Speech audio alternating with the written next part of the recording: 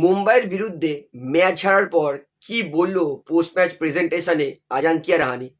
কেন KKR Cameroon গ্রিনকে bowler হিসেবে ব্যবহার করছে না? শুনলে কিন্তু আপনার মাথা গরম হয়ে যাবে।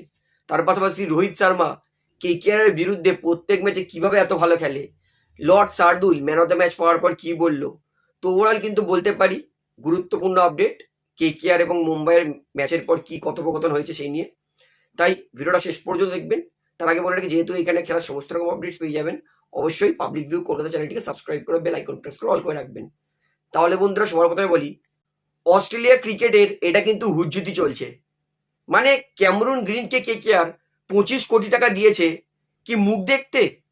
ক্যামেরুন গ্রিনকে কেকেআর বলার হিসেবে ব্যবহার করতে চায়, কিন্তু ক্রিকেট অস্ট্রেলিয়া পারমিশন দেয়নি।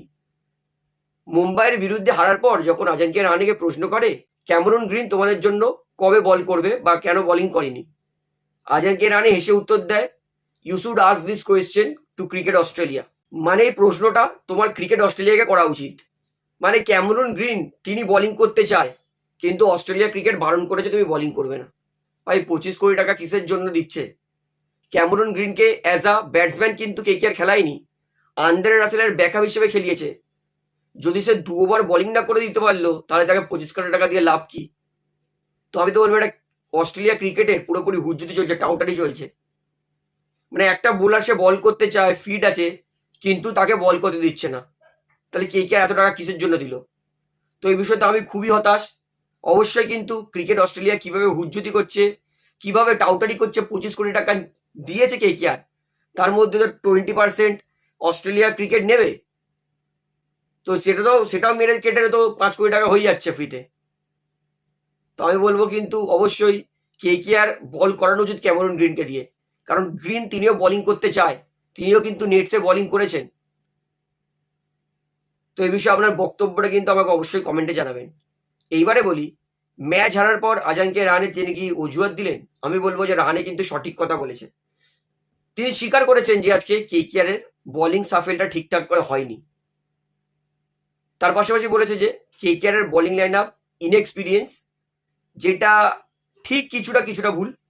কারণ বৈভবরা 4 সিজন ধরে আইপিএল খেলছে, তারও বেশি। ইনএক্সপিরিয়েন্স কিন্তু হওয়ার কথা নয়।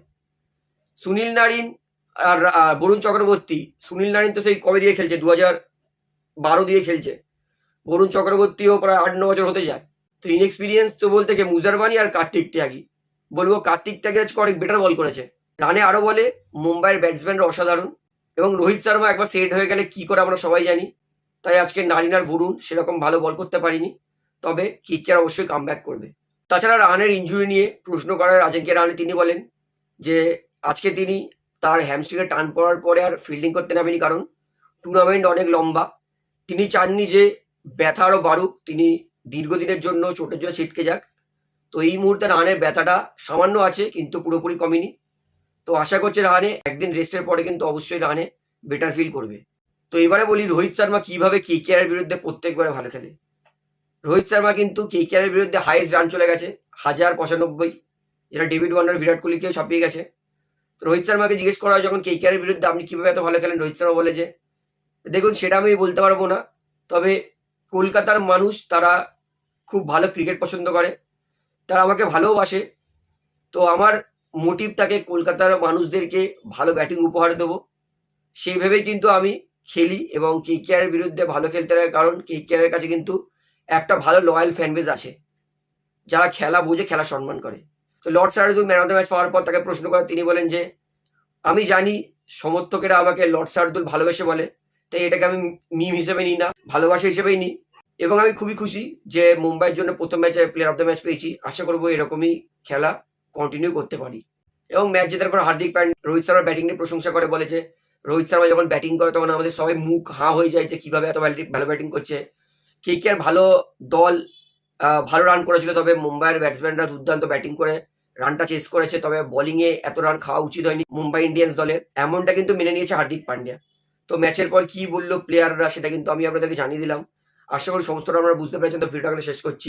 ভিডিওটি ভালো লাগলে অবশ্যই লাইক করুন, কমেন্ট করুন, শেয়ার করুন, এবং চ্যানেল নতুন সকলকে অনুরোধ করে রাখবো, যেহেতু এখানে আপনারা খেলার সমস্ত রকম আপডেটস পেয়ে যাবেন, তো অবশ্যই পাবলিক ভিউ কলকাতা এই চ্যানেলটিকে সাবস্ক্রাইব করে বেল আইকন প্রেস করে অল করে রাখবেন। ধন্যবাদ।